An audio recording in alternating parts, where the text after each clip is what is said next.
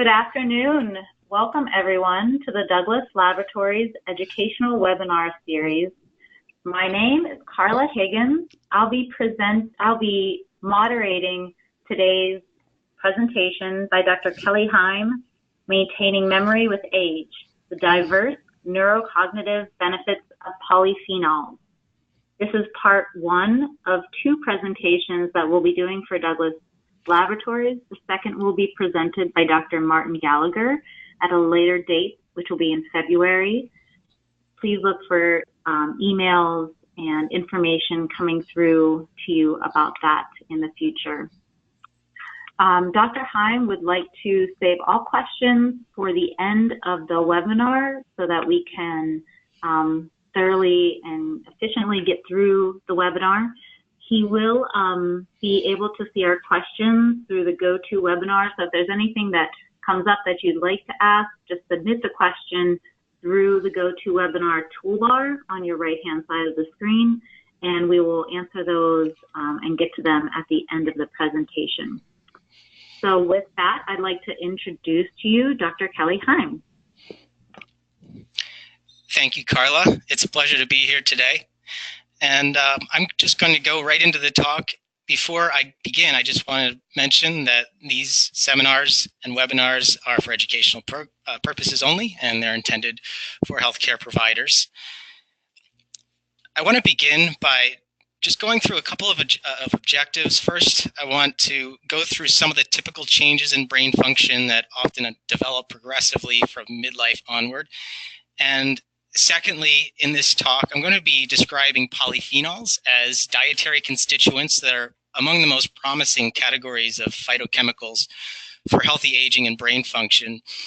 And importantly, I'm going to go into polyphenol-rich foods and supplements that you might want to prioritize when you're focusing on memory and mental capacity in your aging patients.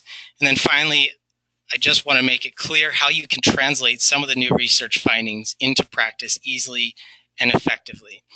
So when we talk about cognitive decline in older individuals, this is such a broad topic. Today I'm really going to be focusing on the natural progressive decline in cognitive performance that inevitably accompanies aging.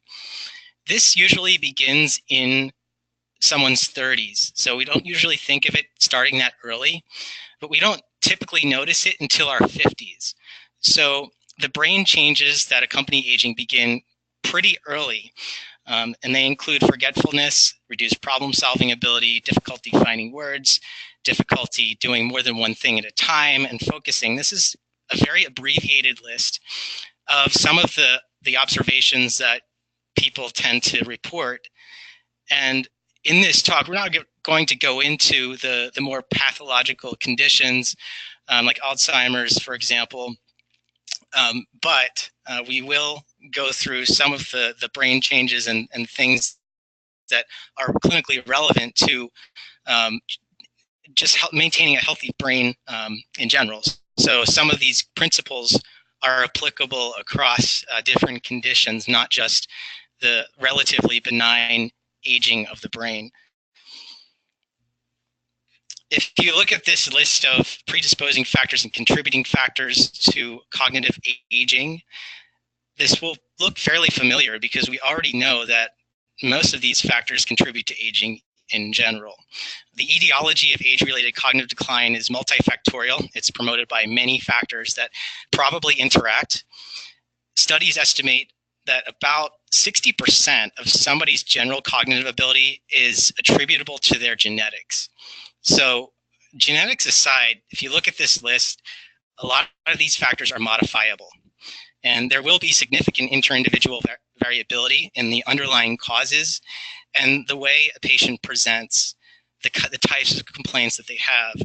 So it's a very complex set of underlying factors, but fortunately, many of them are modifiable through diet and lifestyle. When we talk about memory, it really is important to define what we mean by this. Memory is the conscious recollection of facts, events, and experiences. You hear long-term memory, short-term memory, but there are many types of memory, and it's interesting to recognize that not all domains of memory decline at the same rate. For example, procedural memory, like how to do something, how to ride a bike, how to drive stick, these things decline very, very slowly. So does recognition memory, which involves filling in the details of a story or recounting a series of events that you saw on TV or read in the newspaper. How many times have we sat with our grandparents and they can tell us all about their childhood experiences? Your grandfather can talk about his war experiences as if it were yesterday, but they can't seem to remember what they ate for dinner 5 days ago. So these are different types of memory. It's important to recognize that not all decline at the same rate. The most prominent domains that decline with age include episodic memory. This is kind of the autobiographical memory of the who, what, where, and how regarding things that might have happened recently or even a long time ago. Delayed free recall, this is something that declines fairly rapidly. Telling somebody what you need at the store based on a list that you wrote earlier that day. Source memory is the act of specifying where a series of pieces of information came from, like where you learned how to do something or where a recipe came from. And then prospective memory, this is actually one of the ways that family members identify an individual who is having significant memory problems that require intervention. For example, they become behind on their bills. They're just not really remembering to do tasks that need to be done on a regular basis, or something that needs to be done in the future just doesn't get done because they don't remember that they need to do it. So the dog doesn't get fed, or the plants don't get watered, the lawn doesn't get mowed, things like that tend to be pretty obvious. But the other things are kind of subtle. So it usually takes a long time for a spouse or a loved one to start to really notice some of these things. But as I mentioned, these subtle changes start to occur typically in someone's 30s, 40s, not usually noticeable until later. So the point I want to make is it's never too late to make changes to how you live and dealing with some of those modifiable factors as early as you can. Some of the hallmarks of brain aging from an anatomical and morphological perspective include a decline in gray and white matter volume. There are lots of cells in your brain, and there are different kinds of cells. The neurons, the nerve cells, tend to shrink gradually, and they have a large reduction in terms of how extensive their connections with one another are. With brain function, it's all about how well neurons are communicating with one another. If you look at the picture on your screen, that is a picture of a number of different synapses, which are the junction between different neurons, and that is the sole basis of brain function, the way neurons can communicate and relay signals so that as a whole, the brain can function. So there's a reduction in cell number, cell size. Synaptic plasticity is a process by which synapses can form and others can be removed to adapt to new information. And that process tends to become less efficient with time. Neurotransmission is the process by which neurons release these compounds, these chemicals that signal to the next neuron what to do. So think about serotonin, dopamine, glutamate, acetylcholine. These are examples of neurotransmitters that are affected by the aging process. The thickness of the cerebral cortex gets reduced over time. In your 40s, many people, I would say lots of people start to notice very subtle changes in their ability to remember certain things. When was the first time you couldn't find your keys, or you couldn't remember something that just seemed a little bit unusual for you not to remember? Lots of times that happens in the 40s. It also becomes a little bit more difficult to do more than one thing at a time. So that's in part due to a reduction in the thickness of the cerebral cortex. And then last but not least, a decline in vascular function. Your brain is highly enriched with capillaries that feed the cells, provide oxygen, provide nutrients, provide fluids, and the efficiency by which that endothelial structure is functioning, that has a lot to do with how well the nerves are going to be functioning in the brain. So I will emphasize that these changes in a healthy person are very, very, very slow. So there will be differences between patients. It's always good to recognize that everybody's different.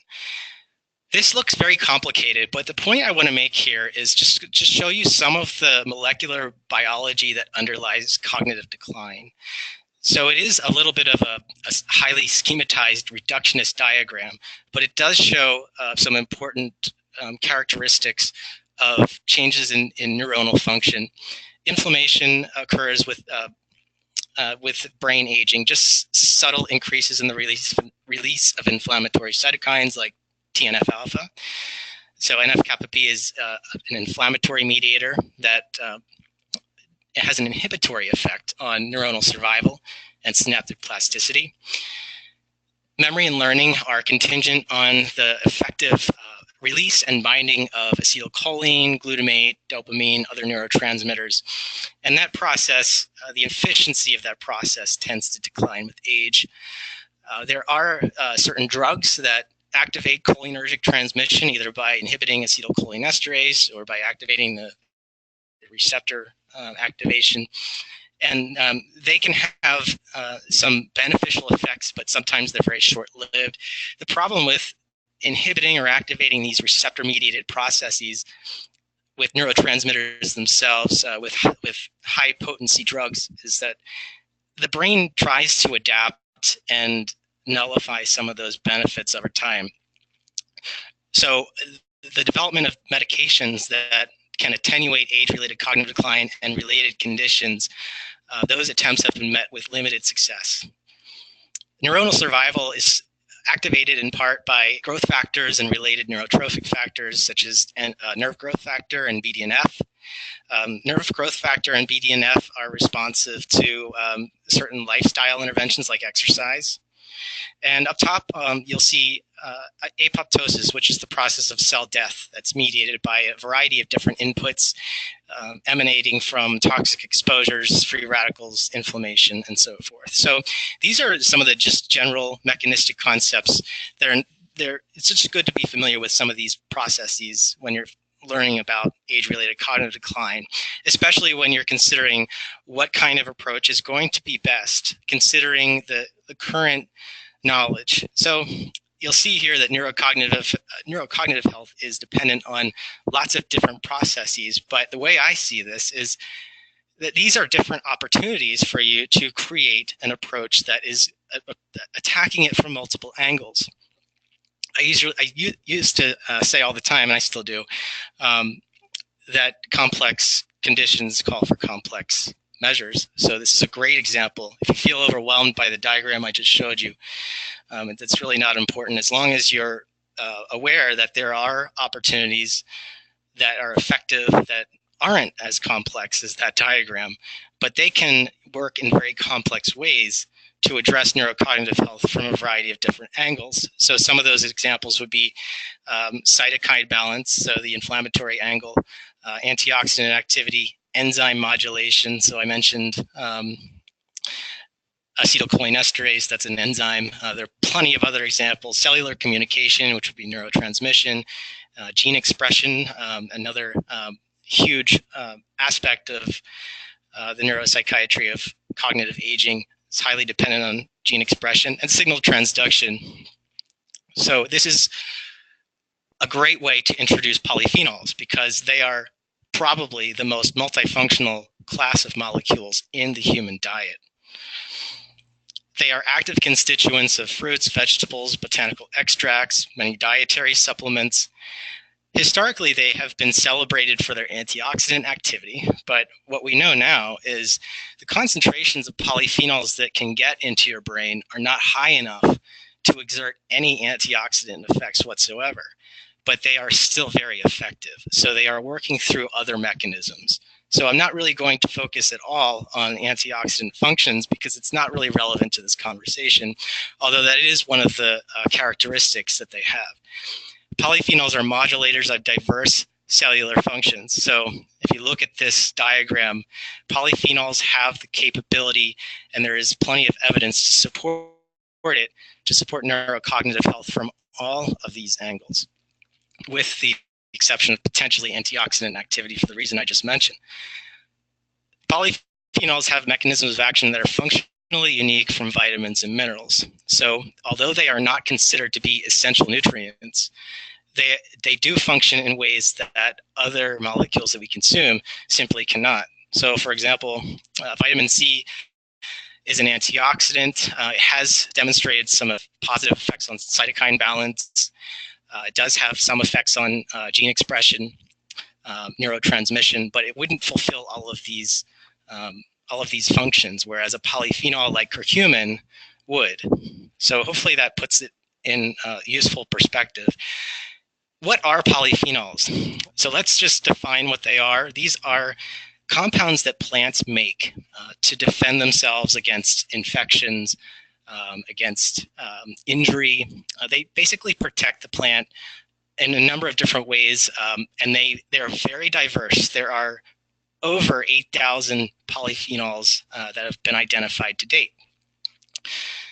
Flavonoids are probably the most abundant type of polyphenol that you would find in the human diet. Flavonoids are divided into a variety of different classes. By the way, the blue boxes are what we're going to be talking about today because they are backed by ample research supporting their ability to preserve cognitive function with age, or at least attenuate the process in some way. They are also able to get into the brain. So flavonoids are very good at getting into the brain. Curcuminoids, it's a little bit more difficult, and we'll talk about that later.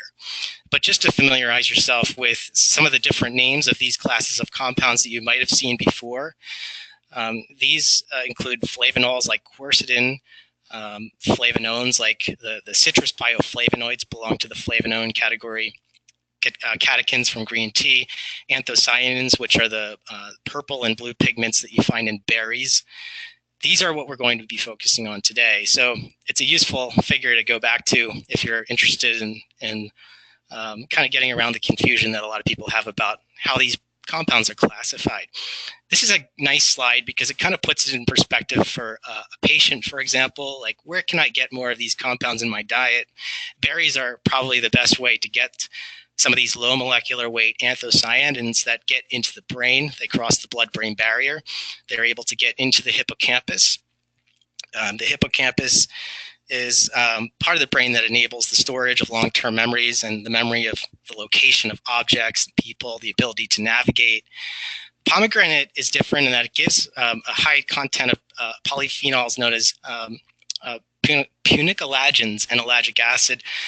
The compound you see there is a high molecular weight compound that cannot get across the blood-brain barrier. It's just too big. It hardly gets absorbed at all. But intestinal bacteria are able to convert it into low molecular weight compounds called urolithins, which are very, very bioavailable. They are extremely good at executing a very broad distribution in the body, including the central nervous system. We'll talk about turmeric. Curcumin is the active constituent of turmeric, probably the most celebrated polyphenol in terms of the aging process and inflammation, including its effect on brain function. Grapeseed and grape extracts contain proanthocyanins, among others. Keep in mind that these foods are very complex, and we're really just highlighting salient examples of representative polyphenols that have known utility in clinical practice. We all know about red wine. Resveratrol is a low molecular weight compound. Believe it or not, it's extremely well absorbed. It has a different problem, and it gets metabolized very, very quickly. So that's kind of why you see many attempts to create resveratrol formulations that are more bioavailable. So this is kind of a summary. Sorry about that. It's kind of a summary of compounds that you would encounter in the human diet that have protective effects on neuronal function, brain function, and healthy aging.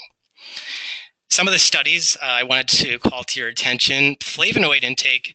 I'm going to focus more on flavonoid intake now because a lot of the research is focusing on grapes and blueberries. So looking at older individuals, healthy elderly, cognitive function is favorably affected by consumption of these foods, either as whole foods, extracts, or combinations. Large epidemiological studies involving up to 30,000 subjects lasting up to 13 years support a beneficial effect of flavonoid intake on cognition. So I'm not going to go through these studies in detail, but just for your reference, these are some examples of some high-profile landmark studies that demonstrate significant protective and preservative effects of cognition in relation to higher flavonoid intakes. Some of the things that these studies measured, language and verbal memory scores, global cognitive scores, cognitive flexibility, lots of different cognitive parameters were measured over pretty long follow-up periods, and these were pretty large groups of individuals. So there was a study that was part of the long-running nurses' health study of nearly 122,000 registered nurses, and they were between the ages of 30 and 55. And they completed a health questionnaires beginning back in 1976. Every 4 years, they were surveyed about their eating habits. And between 1995 and 2001, the authors of this study started testing their memory, and they tested a subset of them, 16,000 of these nurses. And by that time, they were over 70 years old. Those who reported eating the most blueberries and strawberries, they actually delayed their memory decline by up to 2.5 years compared to those who did not report eating these berries. So just typical intakes of berries can be highly protective.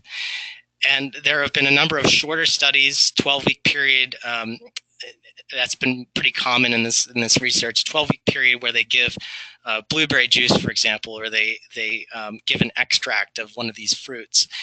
And an improvement in word list recall performance in older adults was demonstrated in this particular study, but there have been other ones that have yielded fairly similar types of results and improved cognitive performance over a reasonable amount of time with a reasonable intake. For example, this study involved about half a liter of blueberry juice. That's kind of on the high side, but there have been studies showing that effects are evident with lower, more reasonable intakes of these foods.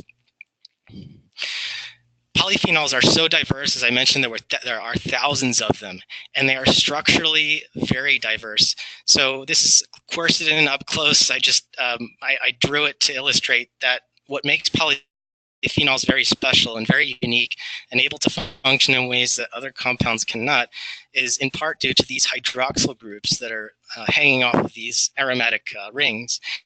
That allows them to bind to enzymes that mediate cellular communication and receptors that allow neurons to receive signals properly.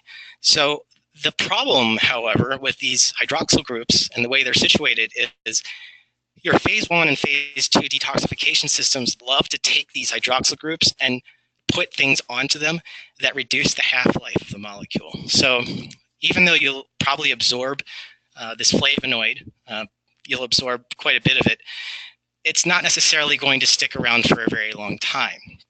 This is a very exciting area of research, but it also becomes a little bit of a challenge sometimes when you're formulating supplements. You want the supplement to have a long enough half-life and good pharmacokinetic behavior in order to elicit a clinically significant response that you can depend on, which brings us to the topic of polyphenol bioavailability. So let's talk about absorption, and this is a kind of a close-up cross-section of an intestinal villus. So this is a monolayer of cells that lines your gut, and everything that you consume has to get through this barrier somehow. It's good to have this barrier. It keeps a lot of molecular party crashers out of the conversation. Your body has made it for that reason.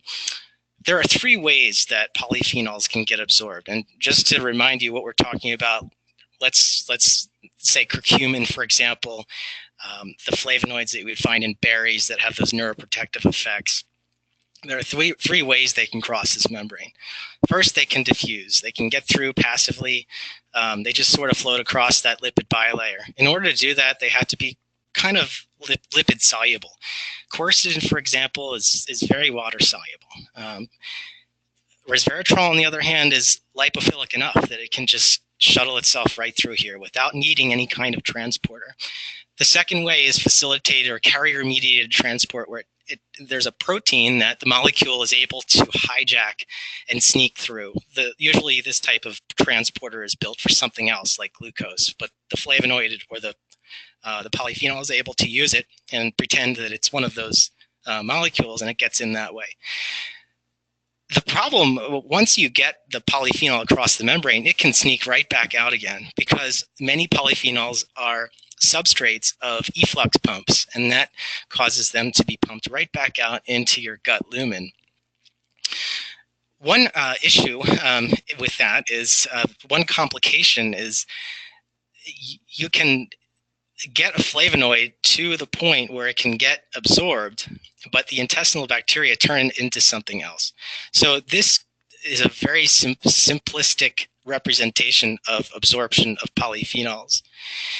Ideally, what you would want would be a polyphenol that gets absorbed through one of these transporters, and you would want to combine it with another polyphenol or another molecule that inhibits the efflux pump, so that you can get it across without supporting its ability to get back out again.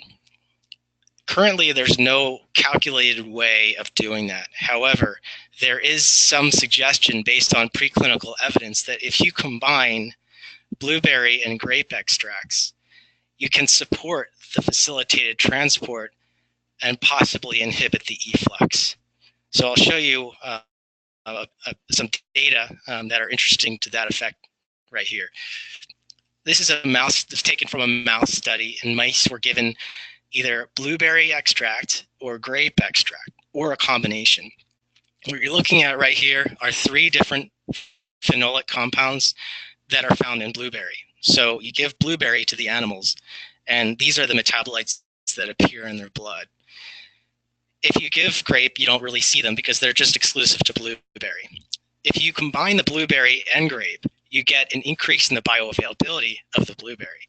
So this is evidence that suggests that grape enhances the absorption or the bioavailability of blueberry polyphenol bioactives. Very interesting research that was done. The combination of blueberry and grape is something I'm going to get to in a little bit in more detail. Let's talk about curcumin. Curcumin has a lot of issues with absorption. First, it can be degraded to some extent in the stomach. It can aggregate, can stick together and form these clumps when it's in the intestinal tract. It doesn't really get to hijack any of those transporters because none of the transporters recognize it. And once it gets into the cell lining the intestinal tract, there are enzymes in there that can put a conjugate on there, glucuronide, for example. And when that happens, it becomes less active, and the half-life is greatly diminished. So curcumin is one of the more difficult cases when you're talking about polyphenols and bioavailability. This is one of the most problematic molecules. The total absorption of curcumin is less than 1% typically. The vast majority of clinical studies have been done on curcumin, evaluating its pharmacokinetics, have only shown that curcumin glucuronide and curcumin sulfate appear in plasma.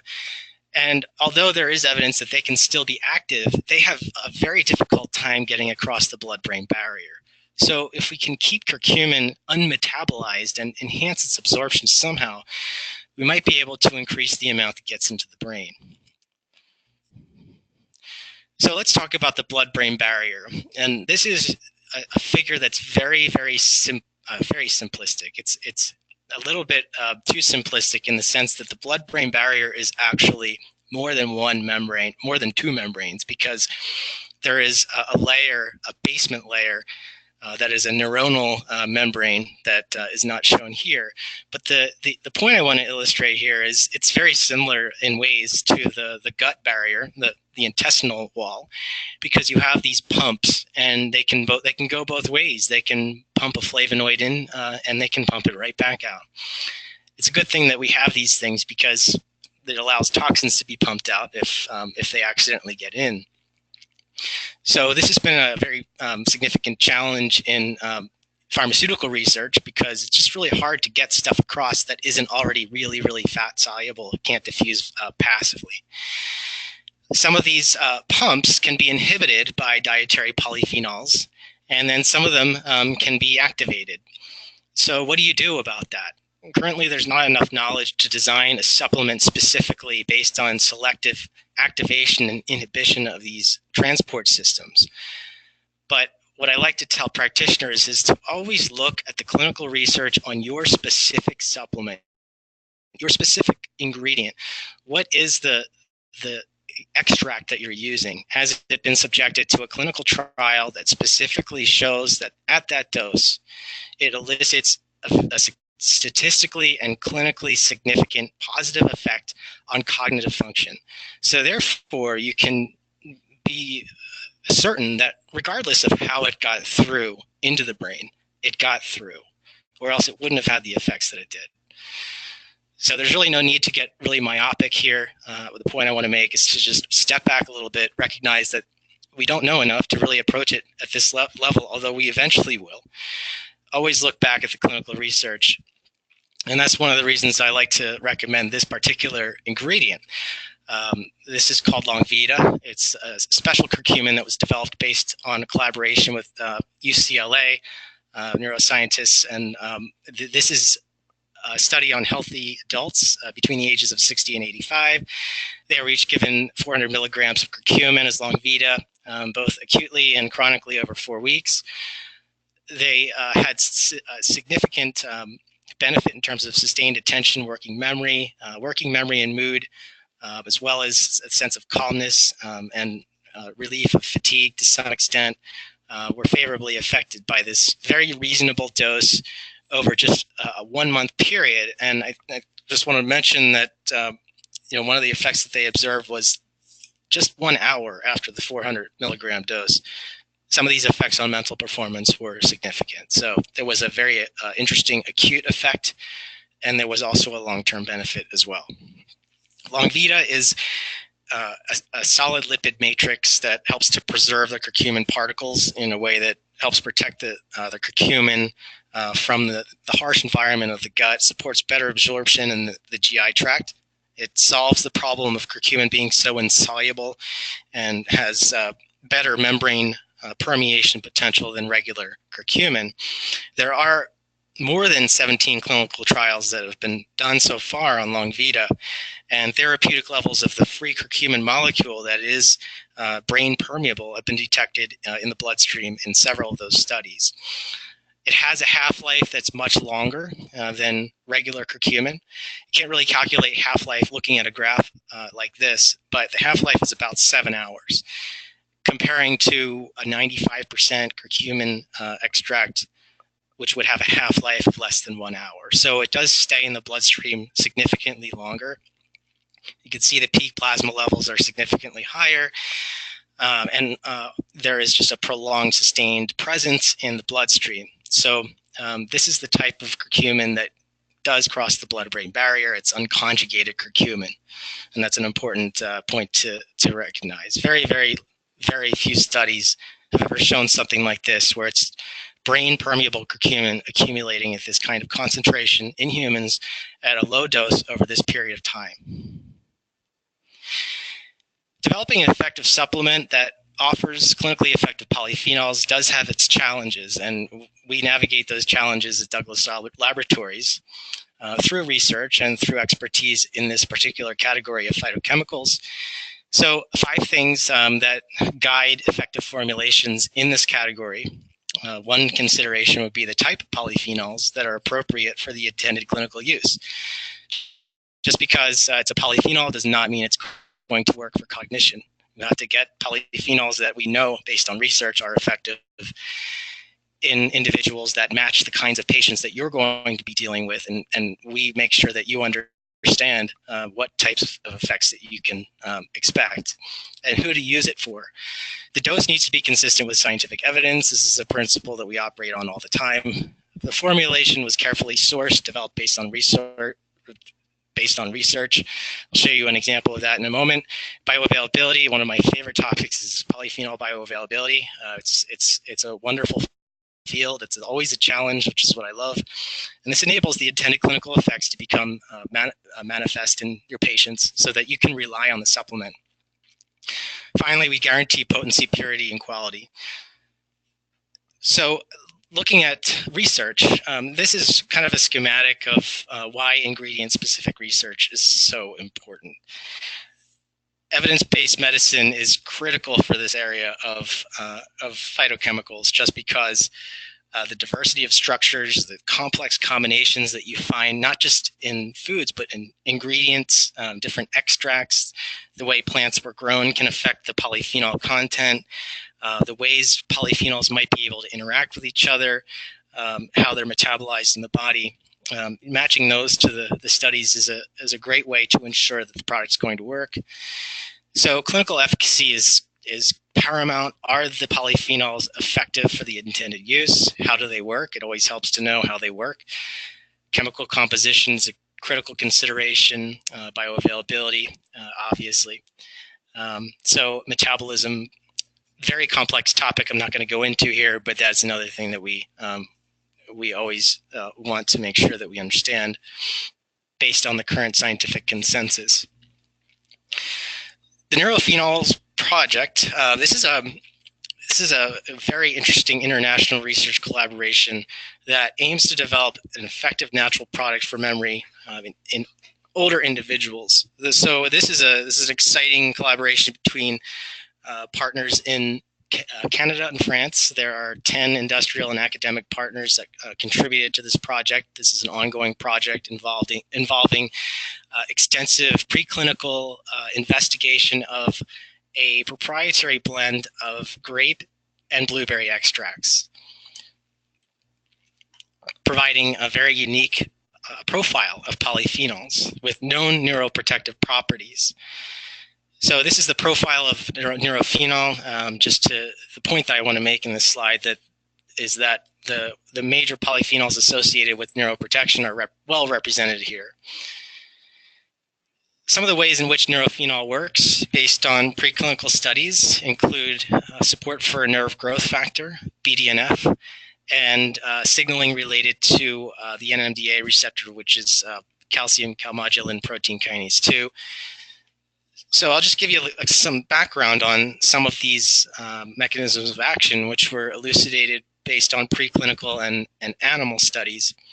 NGF, nerve growth factor, this promotes cholinergic nerve function. So acetylcholine-mediated neurotransmission, and it supports spatial memory. It does a lot of beneficial things in the brain to help keep neurons healthy and keep them functioning. Brain-derived neurotrophic factor, this typically declines as we get older. It's very important in maintaining the branching of dendrites and neurite outgrowth, neurogenesis. Synaptic plasticity and neuroprotection are supported by these two pathways. Track A and Track B are the receptors that they bind to.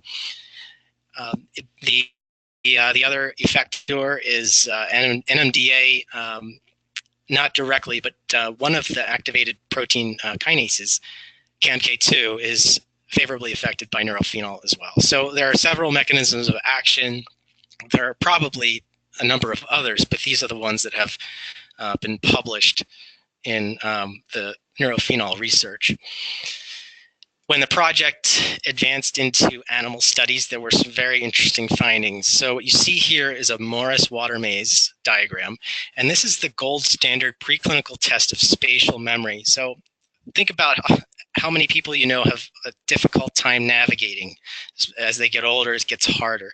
So this is a test of how well you can remember where things are in relation to one another. So mice have to find a submerged platform, which is hidden under the surface of water. You put this platform below the water, you make the mice find it, and then later on you put them in a second time. Young mice always remember where this is, so they find it with very little trial and error. It takes them no time to find it. It takes them very little time. Older mice tend to forget where it is, so they have to wander around aimlessly for a longer period to just find it and guess where it is. So this is a really easy way to find out whether any type of intervention that you're giving the mice is working on a level of spatial memory, which is orchestrated in large part by the hippocampus. By the way, neurophenol does contain a lot of flavonoids that are known to get into the hippocampus. And neurophenol supplementation in this study supports spatial learning, as demonstrated by this test. And this was shown in both young and old animals compared to controls. So just showing you what the data looked like in the study. You're just showing that the neurophenol supported spatial memory, and this was shown in both young and older animals. Recognition memory is another important memory domain that declines with age. So the novel object recognition test is a way of looking at this. It's based on the fact that mice are very curious about new objects, and we put something in front of them, they just want to sniff it and look at it for a while. They just like to hang around it. And when you present a mouse with two similar objects and then put a new one in front of them, they should be spending a longer amount of time with the new one compared to the familiar one. And this is used as a measure of recognition memory. Neurophenol supplementation for 12 weeks in mice, aging mice. This supplement supported better performance on this test of recognition memory compared to controls. So they're just better able to remember an object that they saw before. The clinical trial on neurophenol that was recently completed, this was a bicentric, France and Canada were the two nations participating. It was a randomized, double-blind, placebo-controlled trial. It was conducted on 200 healthy subjects that were between the ages of 60 and 70, and they received neurophenol at a dose of 300 milligrams twice daily for 6 months. And this neurophenol is, again, it's a combination of blueberry and grape with that proprietary blend of polyphenols, providing at least 180 milligrams of flavonoids that are capable of crossing the blood-brain barrier. Dosing was based on previous mouse studies, as well as human epidemiological studies that reference the usual consumption of polyphenols.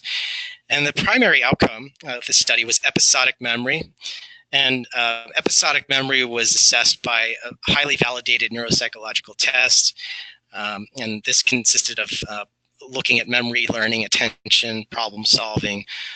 But the primary outcome was episodic memory. So remember, episodic memory is what did you buy at the store 3 days ago? Or what song was playing at your cousin's wedding last year?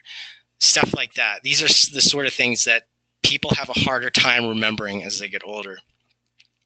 Paired associates learning, this specific aspect of the testing looked at the ability of subjects to recall events that they experienced through, it was a computerized test that they did. So episodic memory is really the act of remembering. It's not the act of knowing.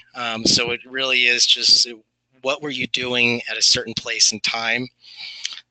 This is great because it kind of looks at the type of memory we use every single day of our lives. So whenever we meet somebody new, you have to pair the name of the person with the way they look. So hence the term paired associates learning. Whenever you learn something new, you have to pair one fact with another. So people with age-related cognitive issues may have trouble with one or both parts of that process. You have to encode the word or the image of the object in relation to another word or object or place or name, and that can be hard for people as they get older. So this was a very interesting method. It's very, very widely used, highly reliable method that was used. So this test actually didn't involve words, but patterns on a screen that they had to visually encode. So in a way, it also looked at visual memory. And verbal recognition memory is a little bit more self-explanatory. It assesses short-term verbal memory and new learning, the ability to encode information and conjure it later. In that test, the person is given this list of words, and they have to they are asked to recognize the words they saw from a list that they had been presented with several minutes before. The effect of neurophenol was significant, particularly in those individuals who had the poorest cognitive performance at the beginning of the study. So what you're looking at here is the paired associates learning test, looking at episodic memory. So there was a significant attenuation of the decline in performance. So you could see the total number of errors that were made were fewer. And the change in total errors after 6 months, there was a significant difference with neurophenol versus placebo. And the worse the cognition was at the beginning of the study, the better the response. Going back to verbal recognition memory, just to show you what what type of test this was. You're shown a list of words. Several minutes later, you have to, you're given this a list containing the original words plus a bunch of distractions. It's done over a period of several minutes. So episodic memory, this is one way of looking at episodic memory, the free recall versus total correct. It's the difference between the two. In individuals who performed the poorest, again, the most significant benefit was evident. So you're looking at the lowest two quartiles of initial performance benefiting most from the neurophenol. How can you get neurophenol? This is a product that Douglas has had for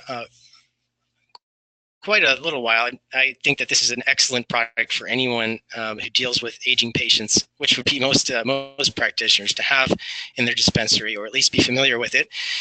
Pretty simple, but what I love about it is it provides the clinical doses of both of the preparations that I've gone through in this talk today, highly supported by clinical research. Neurophenol at the dose of 300 milligrams, it would require 4 to get the clinical dose. Longvita, 400 milligrams per 2 capsules. So pretty simple, but wonderful product to have at your fingertips for healthy individuals who want to maintain their cognitive function, or have noticed that they want to have something in their daily routine that just adds that extra support. So that brings us to the importance of a foundation. There are a lot of things that you have to consider with people who are getting older. It can be really overwhelming what you should focus on. We all know what's good for us, but we just don't always know what you should really, really focus on to try to maintain mental sharpness over time. This is one of the most important areas of focus for the majority of the American population. I think there have been some surveys that have suggested that, yeah, the majority of humans in this country do dread or fear the loss of their mental capacity. Foundation has to involve lifestyle, sleep, exercise, stress management cannot be emphasized enough. If you have to focus on 3 lifestyle interventions, those would be the ones. Just focusing on things that they can stick with. Consistency is everything, obviously. Phytonutrients, you don't hear that word as often as I think people should. We know what antioxidants are, we know what vitamins are, we know what minerals are. Phytonutrients are those so-called non-essential compounds that plants make that give plants their color, give plants their flavor. You cannot really emulate that complex array of compounds in a supplement. So you should always focus on diet first. Remember that that picture that I showed with the different foods like berries, red wine, pomegranate, curcumin. So with curcumin, that is an exception where, if you consume turmeric, the bioavailability is going to be extremely low. So you would want to consider a supplement if that is of interest to you. If you want to start to use curcumin for the intention of supporting cognitive function, you would probably want to consider a supplement. Micronutrients become very difficult to get in older populations in adequate amounts. So you want to consider a multivitamin, and macronutrients, especially the omega-3s and fiber, get more difficult to ensure an adequate amount as someone gets older as well. Ultra Preventive 50 Plus is a new product that will be launching very soon. It is a multivitamin that is specifically formulated for individuals of 50 years of age or older. It has a comprehensive profile of essential nutrients. It's just 2 capsules a day, which makes it pretty easy to stick to. It's formulated to meet the nutritional needs of this age group with some of these features that are listed right there on your screen: methylfolate, B12 complex consisting of 3 very well absorbed forms of B12, lutein, zeaxanthin, zinc at a 20 milligram dose, which is pretty good for a multivitamin, CoQ10 at 50 milligrams as well. So this kind of brings together some of the highlights of what you would want to emphasize in a foundation in just 2 tablets a day. So here's just some more information. Just I'll kind of reiterate that this is going to give a little bit more zinc than you would normally find in a 2-a-day multivitamin. The carotenoids, lutein, lycopene is another one, another important carotenoid. Zeaxanthin is in there at a clinical dose as well. So folate, B12, these are all instrumental in maintaining brain function with age, critical part of a foundation. Which brings us to the note that I love to conclude on. If you look at the estimates of what the nation would save in healthcare costs if Americans consume just one extra serving of fruits and vegetables a day, about $17 billion. And it's estimated that 100,000 lives would be saved with this extra serving each year. So take those two statistics and don't lose sight of the most important part of any protocol for healthy brain aging. The most recent edition of the Dietary Guidelines for Americans recommends that Americans consume 1.5 to 2 cups of fruit per day and 2 to 3 cups of vegetables per day. And according to the CDC's data, just 12.2% of American adults are meeting the standard for fruit, and 9.3% are meeting the standard for vegetables. So there's a lot of room for improvement. So this is one thing that I just can't emphasize enough. I'm sure you try to emphasize it to your patients. I know it's hard to get them to comply. But I just wanted to make sure we end on that note. And with that, I will thank you for your attention, and we can get to questions. Okay, fantastic presentation, Kelly. Thank you so very much. Now we're going to go to the questions. We have one question that was submitted that was, are computer-based tests like luminosity good for monitoring cognitive decline? Now, I don't know if those types of tests were part of any of the research that the polyphenolic researchers did, but in your opinion, I don't know. Yeah, that's a really good question. There are so many, now in the digital age, there are so many different tests and different activities that are digital that people can access. With actual research, it's important to use highly validated tests that have been used in studies before that are known to be accurate.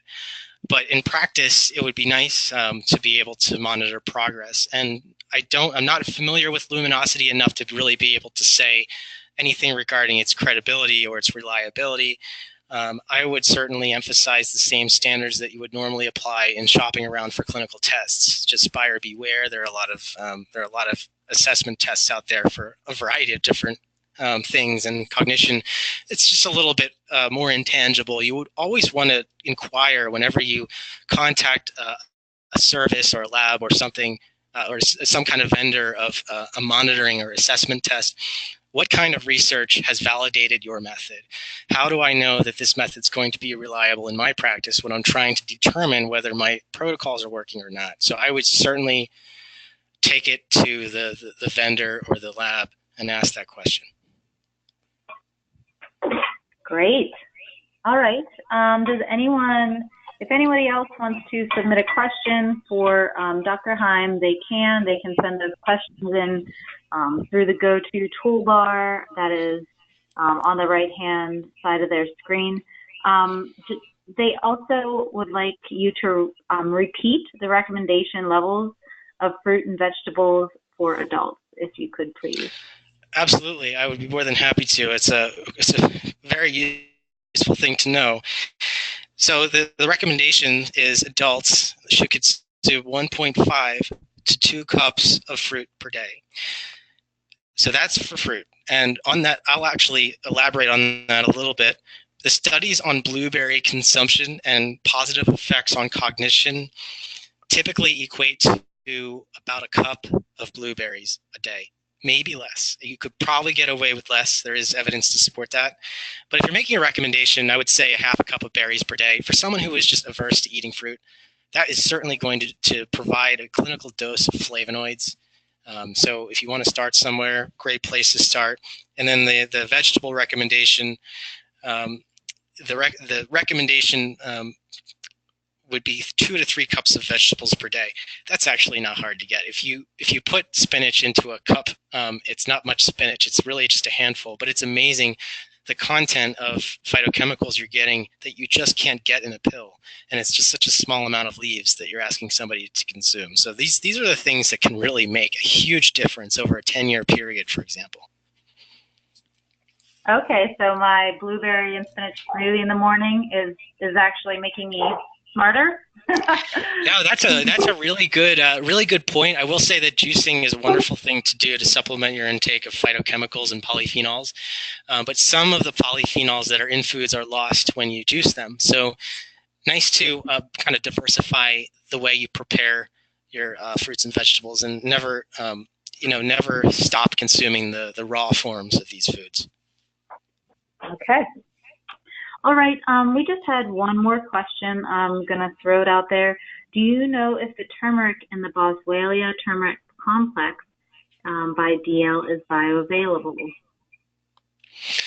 That's probably a follow-up question. Yeah, that's a good follow-up question. It would depend on the form of curcumin. It will be bioavailable, to answer your question. Relative to Longvita, that is the question that we'll be glad to follow up in. Yeah. And so that would be just a comparison between the two forms that we carry in the optimized curcumin versus the Boswellia turmeric complex, which I believe is in the bone and joint formulation category. Yeah, definitely. It's just a different form of curcumin. The absorption characteristics would depend on a number of factors, but Longvita is a highly bioavailable form. Doesn't mean that other forms are not bioavailable. Right, and I believe that the cognitive, correct me if I'm wrong, but the cognitive benefits that we do get from the more bioavailable forms of curcumin are due to the ability for them to cross the blood-brain barrier. Whereas, is that correct? That is correct, but I'll qualify that statement. Yeah, it's true that the absorption into the bloodstream is much better. Whether it crosses the brain, we know that it does, but the research is not clear on how it does, how it crosses the blood-brain barrier, what form it's in when it crosses. So the details of how the details regarding how are very vague. But yes, it does cross. I will also emphasize there are not enough comparative studies with different types of curcumin formulations to say that Longvita is better than Meriva, which is better than BCM 95, which is better than C3. Those types of studies are few and far between, and they simply do not exist for the blood-brain barrier research. So at this time, we can't really make strong comparative statements with regard to entry into the brain. Okay. I love that answer, Kelly. Thank you. There are no more questions. So with that, I would like to also remind everyone attending the webinar that they will be receiving a follow-up email with a coupon code for Douglas products that will be sent to their email that they registered with. And they also will have the option to view this webinar at a later time. That webinar will be posted to the Douglas Laboratories website under the education category, and you'll find it there in a few days, as well as all the other recordings that we've done with Douglas Laboratories, including a few others by Dr. Heim. So thank you all very much for attending this lecture today. Thank you to Dr. Kelly Heim for a wonderful presentation, and we are here for any questions that you have or follow-up questions that you'd like to send in to us. Thank you, everyone, and thank you, Carla. Enjoy the rest of your day. Thanks, Kelly. You too. Goodbye. Bye.